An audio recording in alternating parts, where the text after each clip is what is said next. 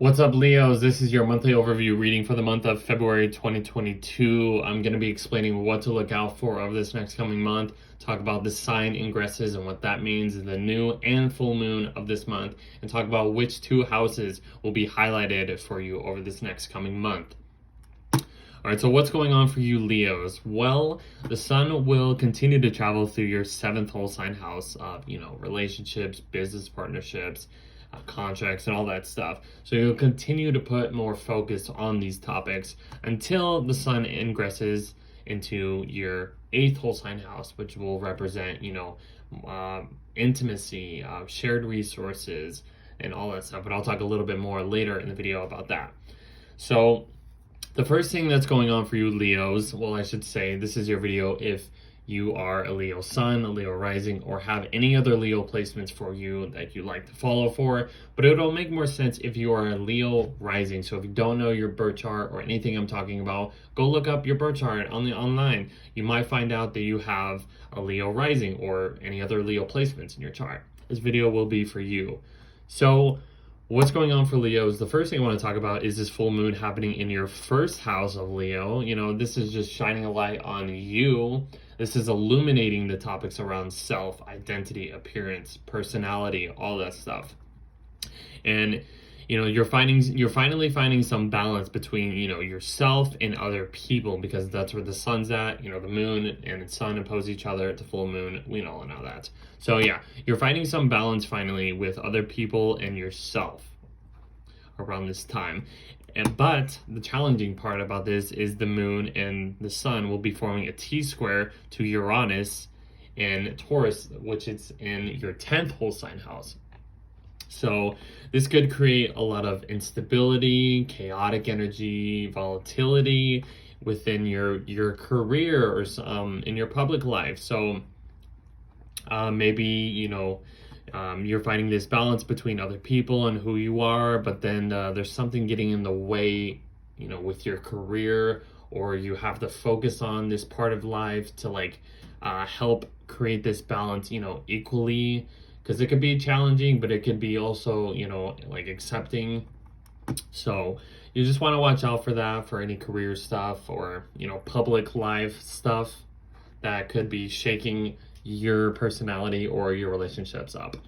The next thing that's going on is Mercury entering your seventh whole sign house of Aquarius. So this is kind of putting your mindset in, Mercury is our mind, it's our thoughts, it's our, how we communicate, all that stuff. You're going to be focusing more on your relationships, or communicating more, or socializing more with your relationships or other people. You may meet new people that becomes very connective or something like that. So it's in the sign of Aquarius, so it could be about the future, or innovation, or creativity, or stimulating, or something. So these relationships might feel like very stimulating for you when Mercury enters your seventh whole sign house. You may be learning stuff from new people, like I said, or kind of mentioned, or whatever. So yeah, and then the next thing is, the sun's passing over Saturn, and then going into your eighth whole sign house of, let me get this right, okay, of Pisces towards the end of the month, and this is just shifting the vibe. You're putting your focus to become more intimate with these relationships. It's a hidden house. It's the eighth house. It's something that's not really talked about, like the occult, any occult subjects or whatever. So maybe you'll be focusing on stuff like that. Or you'll just be focusing on how you can inherit more money, because it's the house of inheritance. It's the house of taxes. It's the house of, contributing to other people or helping them out. It's other people's money. So this is what you're going to be focusing on over the next 30 days, as well as a new moon happening the next day, refreshing all these topics that I just mentioned, with taxes, shared resources, shared values and resources and all that stuff and whatever. So yeah, there's like a transformation happening in this part of the sky for you, or in this area of life for you. And it's refreshing. It's in Pisces. It's about, dreams and imagination and, connections and wholeness. So there's a lot of stuff going on, within your relationships over this next coming month. So it could be a little challenging, or could feel a little bit uncomfortable at times for you, Leos, but this is what you have to deal with right now. This is a yearly thing. So if you look back at all this time, around February, each month or each year, you'll start to see a pattern of what's going on in the relationship sectors for you. And the next thing that's going on is Venus entering your ninth whole sign house, which is forming a trine to your Leo placement. So this could feel a lot, this could bring more passion, more love, more, desirable stuff that you want. And it's in the ninth house of, religion, higher education, long trips, foreign cultures, all that stuff. You could be, meeting foreign people if you are in a relationship or starting to date or whatever. You could be, receiving a lot of foreign people or foreign political views or something.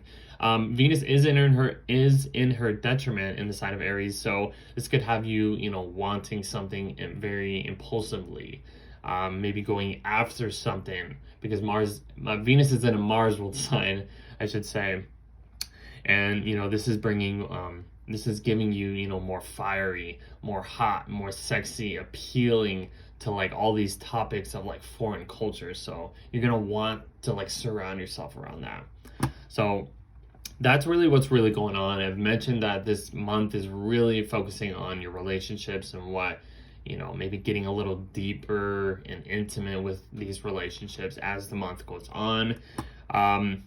But yeah, the planets will be in your seventh house. It'll be opposing your sign, so it could be a little challenging at times, but it could also be accepting, because it is in good alignment of your Leo placements. It's these planets moving into an air sign, which you can feel your fire. But then moving into Pisces, a water sign, it could be a little draining, could feel a little wet and dampening to your Leo shining light, So that's what's really going on. But once the planets start moving into your ninth house, this is you're gonna feel more, passionate. You're gonna feel that fire again. So that is what I have for you, Leos. I will see you in the next video.